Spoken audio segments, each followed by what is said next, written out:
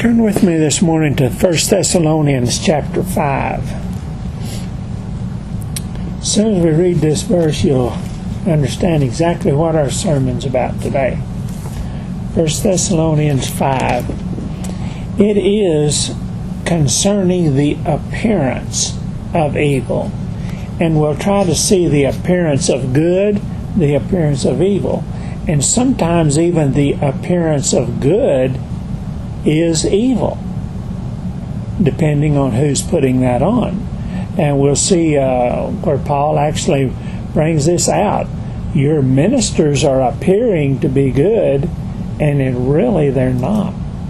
So we have to watch out for the appearance of evil for ourselves in our daily temptations and our daily life, as well as the appearance of what's going on around us in our daily lives and in the teachings that we would hear. Our first verse, 1 Thessalonians 5:22. Abstain from all appearance of evil. Pretty simple verse for us. Has a lot of meaning. Reading a little bit on this, the appearance here means the form. Abstain from all form of evil, or all appearance, or all situations. But it means especially those that you might not be aware of. For instance, we know thou shalt not kill, our commandment, and that's obvious to us. Well, then the appearance of it would be hate. Things that we would hold a grudge maybe on, something like that, you see, is the appearance of it. The same with adultery.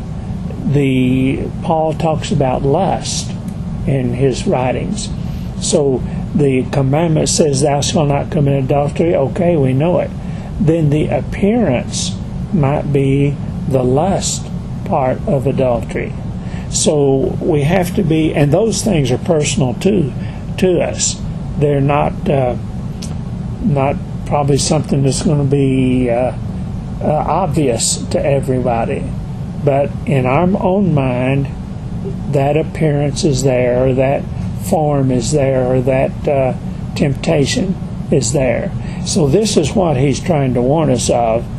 Not just the literal breaking of the commandment, but even the appearance that might cause us later to break that commandment. Another word that was used there in some history for it was suspect. If I suspect something to be wrong, it probably is. And so he says, abstain from all suspicion of evil. I think it might be, I suspect it might be wrong, it probably is. Something then that we need to take extra caution about in our participating of that thing. Romans chapter 14.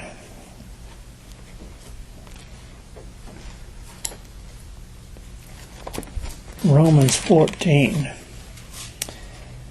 Now this spreads this appearance thing to other people, because we'll stand guard for ourselves pretty well, but he says there's other people that's watching you, and there's other people involved in this, and you may be doing something right but appears to be wrong to other people. And here's how you can handle this.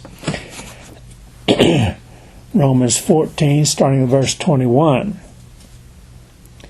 It is good neither to eat flesh or to drink wine, nor anything whereby thy brother stumbleth, or is offended, or is made weak. Hast thou faith? Have it to thyself before God. Happy is he that condemneth not himself in that thing which he allows. Happy is he that doesn't condemn himself when he thinks it's right himself. And he that doubteth is damned if he eat, because he eateth not of faith, for whatsoever is not of faith is sin. What all of that brings together is just this one thought. And it's like, I have the confidence that what I'm doing is right. Other people are looking at me and thinking I'm not right. So he says, how can this be?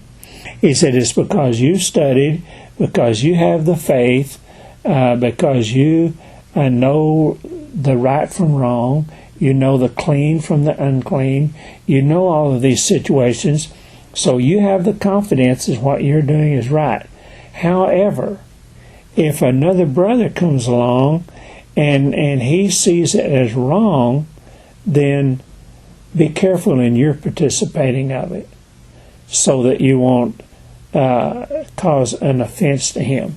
Now, the best example that I saw on this was the thought of vegetarians and people that would eat meat will say, I eat meat, and I have what he calls here the confidence.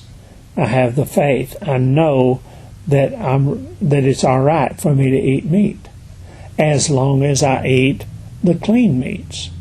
However, my brother over here is a vegetarian, and he wants to think I'm wrong. On the other hand, I'm looking at him claiming all you can be as a vegetarian, and I'm thinking he's wrong. So what does he say about that? Don't participate in it to the point that you cause your brother to stumble. That is, don't condemn him just because he thinks you ought to be a vegetarian. He should not condemn you also because he does not think you should eat meat.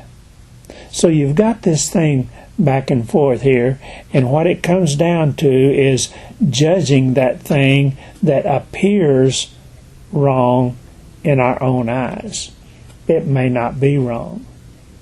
It may be their opinion.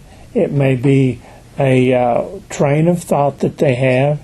And he says sometimes we eat flesh, drink wine, or anything else that might make our brother stumble because he doesn't know. See, he goes on to say, you do it because of your faith. You've studied it. You know it's okay. It's a confidence thing to you that you're on the right track. He hasn't. He hasn't got as deeply in this study as you. So be careful in your example that you would display before him. We have these people today that tell us you should not drink Cokes. You can't drink Cokes, you can't drink Dr. Peppers, you can't drink Mountain Dew, you can't drink any of these soft drinks. They're bad for you. They've got caffeine, they've got sugar, they're bad for you. But when we would know that ourselves, it is not bad for me individually. And this is what he's getting to, is that some things people consider wrong that you don't. And some things they have, you might consider wrong that they don't. So be careful in your judgment of them, and try to understand that other side of the picture, not getting too offensive in what appears. That's the thing that we're studying, appearance. What appears to me to be wrong, don't get too judgmental in it, because really, in that person's mind, it might not be. Luke chapter 19.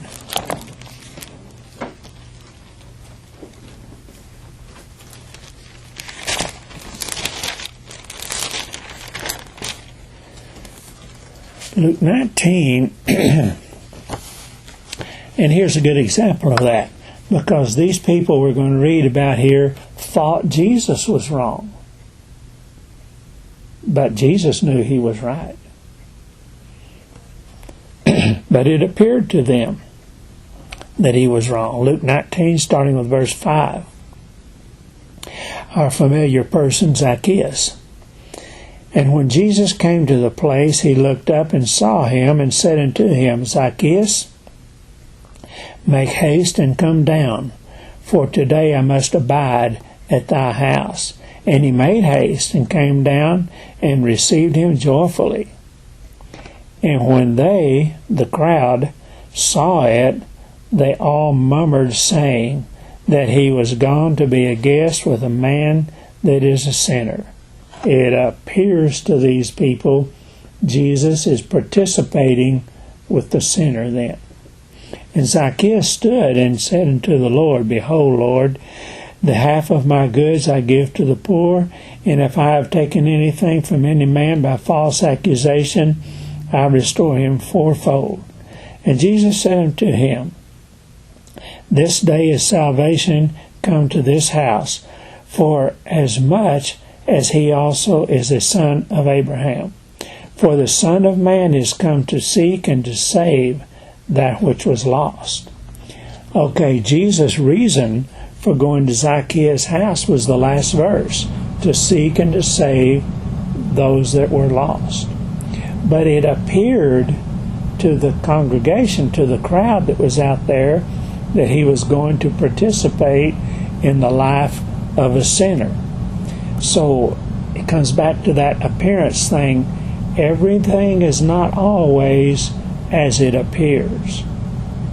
So we have to be cautious with it in our own life, that we don't participate in an appearance that would drag us down.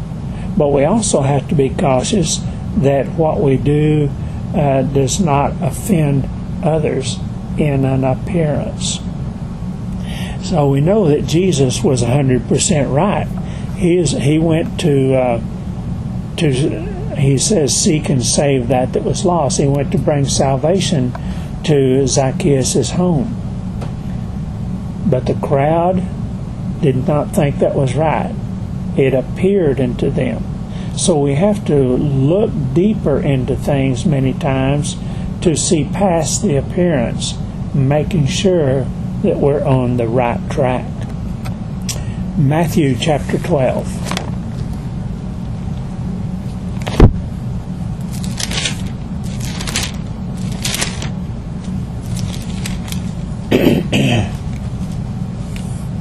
Here we have Jesus healing, and even his healing of somebody appeared to be wrong to those onlookers. We know how Israel and the Jews many times made up their own rules about keeping the Sabbath or about anything that they participated in. So they've got this appearance already built up ahead of time. Matthew 12, starting with verse 10. And behold, there was a man which had his hand withered. And they asked him, saying, Is it lawful to heal on the Sabbath days? That they might accuse him. They got their own rule here that you can't even heal anyone on the Sabbath. And he said unto them, What man is there among you that shall have one sheep, and if he fall into the pit on the Sabbath day, will he not lay hold on it and lift it out? How much then is a man better than a sheep? Wherefore it is lawful to do well on the Sabbath days. Then saith he to the man, Stretch forth thy hand. And he stretched it forth, and it was restored whole, like as the other. So they were trying to tempt Jesus into saying, basically they're saying, our rule says you should not even doctor anybody on the Sabbath. And he's bringing it to a comparison to them. What about that sheep that you had that fell into the pit? Did you rescue it on the Sabbath? He says, then so how much more value does a man have than the sheep? So these people, what Jesus was doing is good. And Jesus tells them it's good to do good on the Sabbath. and I'll heal this man. But to the Jews it appeared evil. So there we have that appearance thing again, to say that just because it appears wrong, we need to look a little deeper at it. Don't be too quick to judge the action of somebody else. Be careful to judge the actions for ourselves, that we would not do something that was evil that appeared to be good. Don't overjudge something that is evil, trying to make it good. You know, this is what we do. We rationalize things many times. And so he says, don't get caught up in that. Now, kind of changing appearance to another form here. John chapter 7. John chapter 7. He's going to try to teach us here now that this appearance, that we need to be able to look inward to that thing that it appears to be evil. Is it really? Look inward to that person that we might think may be wrong. Are they really wrong? John 7, starting with verse 23. If a man on the Sabbath day receives circumcision, that the law of Moses should not be broken. Are you angry at me because I have made a man every whit whole on the Sabbath day? Judge not according to the appearance, but judge righteous judgment. So Jesus even uses that word appearance here. Judge not according to the appearance, but judge according to the work. Excuse me. The work that was done. And he said the work that I did was healing a person, making him completely whole. That was a good work. So he says judge by what that work was, not by just what you think in your mind. So he's saying look inward, not just by the outward appearance, but look inward. Hard for us to do, hard for us to look on the heart, hard for us to understand the mind of another person. And that makes us judgmental sometimes because of that. But Jesus giving us that warning here, judge not according to the appearance, but try to be righteous in your judgment. Try to look on the inside of that person. 2 Corinthians chapter 5.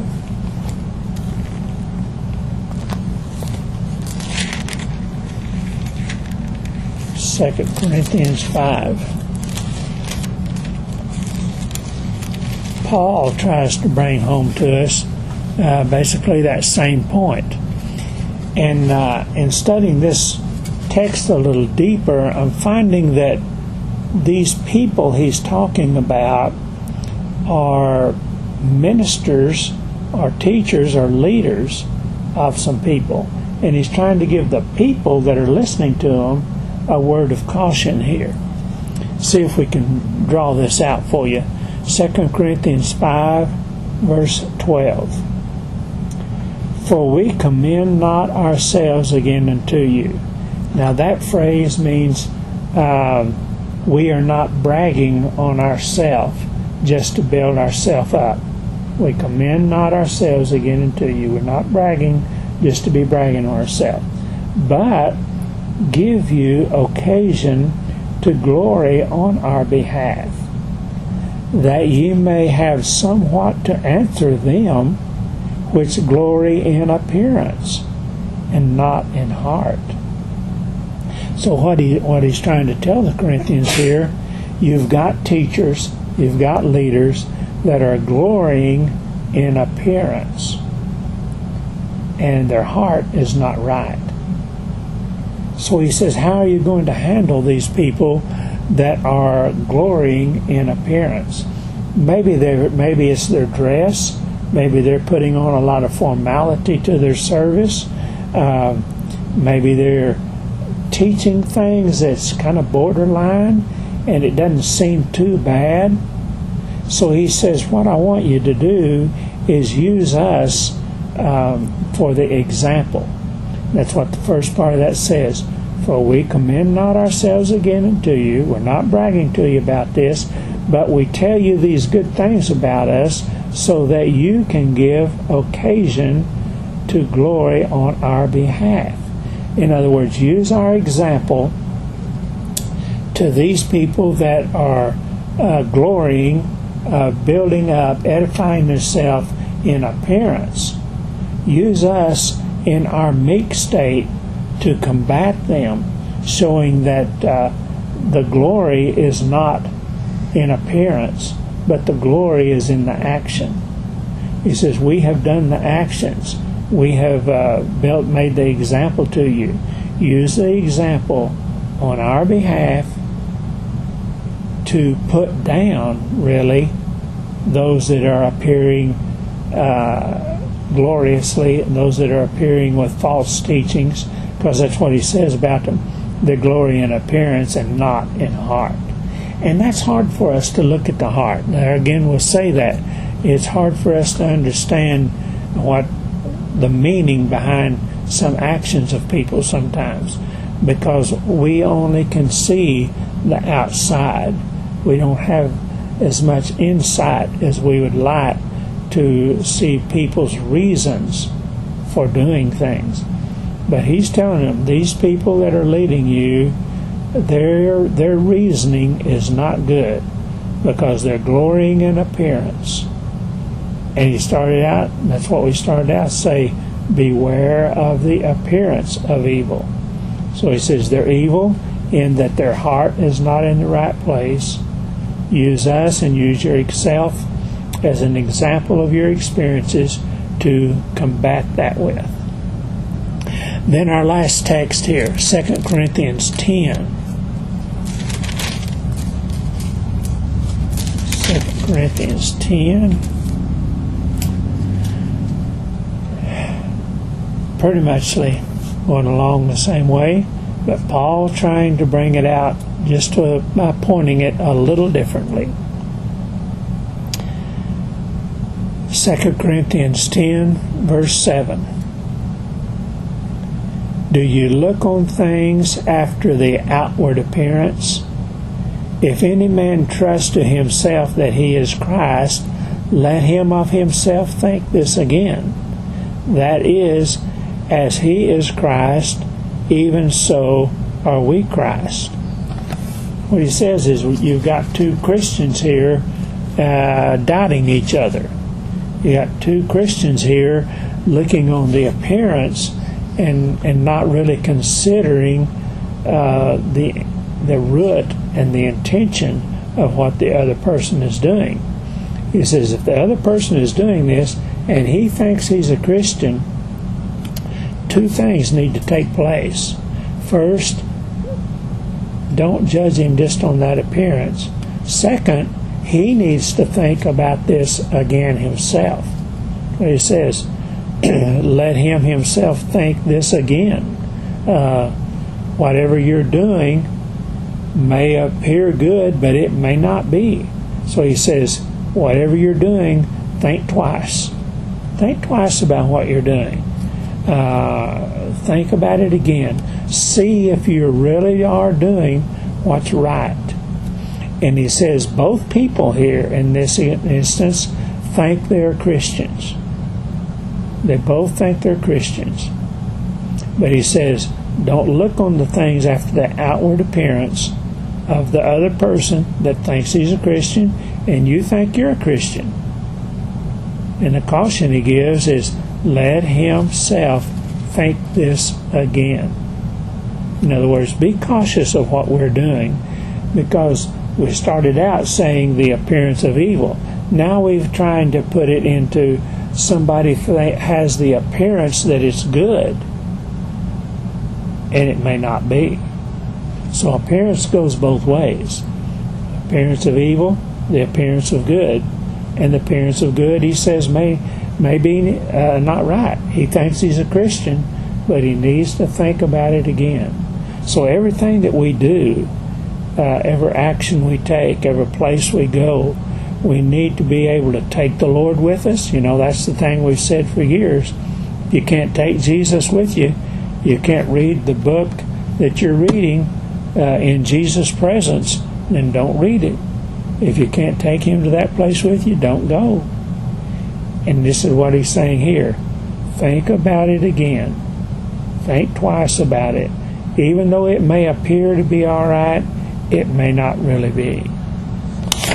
So in summary, or in bringing this to conclusion, we start out with the caution to beware of the appearance of evil and not participate in it.